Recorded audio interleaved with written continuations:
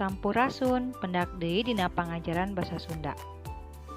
Urang rek diajar ngeunaan carita pondok atawa carpon. Carpon jeung dongeng sarua dina hal hiji. Sarua carita fiksi, anu kadua nyaeta caritana teh pondok.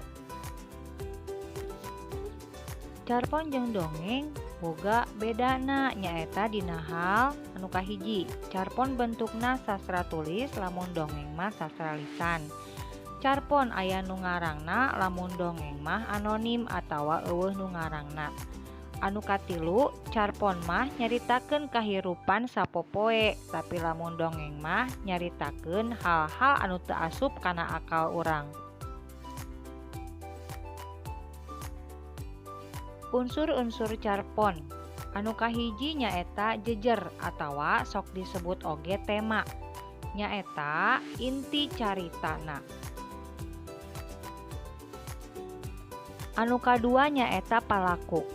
Dumasar kana peranna dibagi jadi tilu, nyaeta palaku utama, pendukung, jeung palaku tambahan.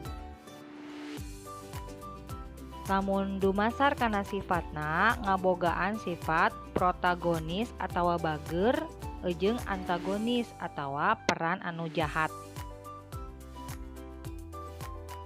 Unsur-unsur carpon anu katilu nyaeta kasang, nyaeta latar tempat jeung waktu kajadian. Nyaeta di mana tempatna jeung iraha kajadianana.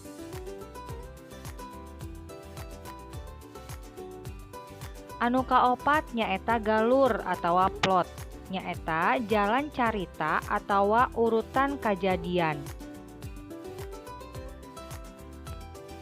Galur teh aya nu linear atawa berurutan, aya oge anu teu linear atawa acak.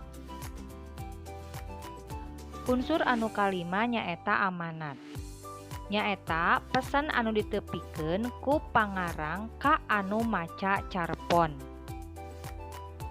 Pesan anu ditepikeun teh pasti aya hubunganana jeung tema anu aya dina carpon. Tah contoh carpon hideep bisa maca dina buku dina kaca 86 jeung kaca 124. Tah ayeuna hideep boga tugas. Baca. Tuluy gawekeun.